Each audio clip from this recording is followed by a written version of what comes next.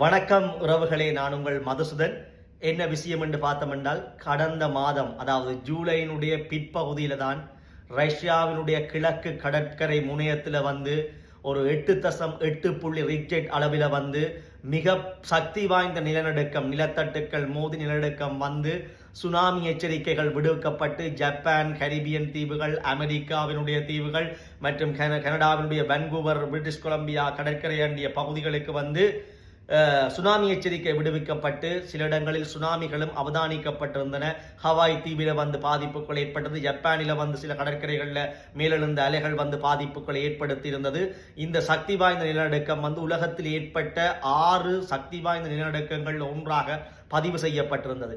இந்த பின்புலத்தில் அந்த ஜூலை முடிந்து ஆகஸ்ட் முடிய முன்னமே இந்த 3ஆம் திகதிக்குள் அடுத்த ரஷ்யாவினுடைய ஒரு இயற்கை பேரவலம் நிகழ்ந்திருக்கின்றது.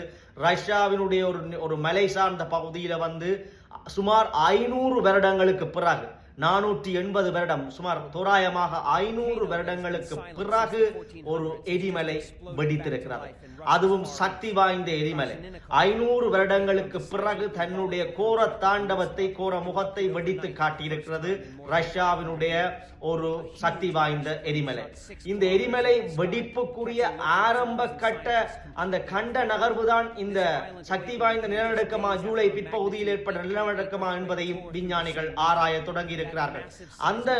அந்த கண்ட மேடைகளினுடைய நகர்வினால் ஏற்பட்ட நிலநடுக்கத்தின் காரணமாக இப்பொழுது அடுத்த இயற்கை அழிவாக அதுவும் ரஷ்யாவிலேயே நிகழ்ந்திருப்பது உன்னிப்பாக அவதானிக்கத்தக்கது. அந்த எரிமலை வெடித்திருக்கிறது. வரலாற்று ஆசிரியர்கள், புவி சரிதவியலாளர்களினால் உற்று நோக்கப்படுகின்ற ஆராய்வுகளின் படி இந்த எரிமலை சுமார் தோராயமாக 500 ஆண்டுகளுக்கு பிறகு வெடித்திருக்கின்றது என்றால் இங்கே ஏதோ ஒரு இயற்கை பேராபத்து நிகழப்போவதை அது எடுத்து எம்புவதாக, அடிக்கோட்டு காட்டுவதாகத்தான் அமைகிறது. இப்பொழுது அது பீரிட்டு பாய்வதை நீங்கள் பார்க்கக்கூடியதாக இருக்கின்றது. அந்த வான்பரப்பிலே, வானிலை ஹெலிகாப்டரில் இருந்து எடுக்கப்பட்ட வீடியோ பதிவுகள் அச்சத்தை உண்டு பண்ணுகின்றன. மக்கள் பீதியிலே உறைந்திருக்கிறார்கள். அனைவர்களுக்கும் அபாய எச்சரிக்கை விடுவிக்கப்பட்டிருக்கிறது. எத்தனை நாட்களுக்கு இந்த வெடிப்புகள் செல்லுமோ என்று தெரியாது. நிலத்தின் அடியிலே இருப்பது உங்களுக்கு தெரியும். கண்டத்தினுடைய புவியினுடைய மேற்பரப்பிலே கண்டங்கள் இருந்தாலும் நீரால் சூழப்பட்டாலும் கீழே பல அடுக்குகளிலே மண் அடுக்குகள் இருக்கின்றன. அதற்கு இடையிலே உள்ளே உங்களுக்கு தெரியும் மெக்மா, லாவா குளம், இந்த எரிமலை குழம்புகள் இருக்கின்றன. அவை இப்பொழுது வெளியேறி நெருப்பை கக்கிக் கொண்டு வெளியேறுகின்றன, நெருப்பு பந்துகளாக. ஆகவே இந்த காட்சி அரிதிலும் அரிதானது.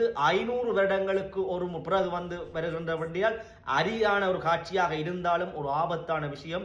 இந்த அறிகுறிகள் வருகின்ற டிசம்பர் மாதத்திலே, இப்பொழுதே இயற்கை அழிவுகளுக்குரிய அறிகுறிகள் தென்பட்டதால் வருகிற டிசம்பர் மாதம் கிறிஸ்துமஸை ஒட்டிய இந்த வருட முடிவு காலத்திலே இன்னும் பேரழிவுகள் வருமா இல்லையா என்பதை பொறுத்திருந்துதான் பார்க்க வேண்டும். மக்கள் இயற்கை அழிவுகளிலிருந்து பாதுகாப்பாக இருக்க வேண்டும், விழிப்புணர்வடைய வேண்டும். அது இந்த பதிவு உடன் நிறுத்திக் கொள்வோம். மீண்டும் ஒரு நல்ல பதிவினோடு சந்திப்போம். நன்றி, வணக்கம்.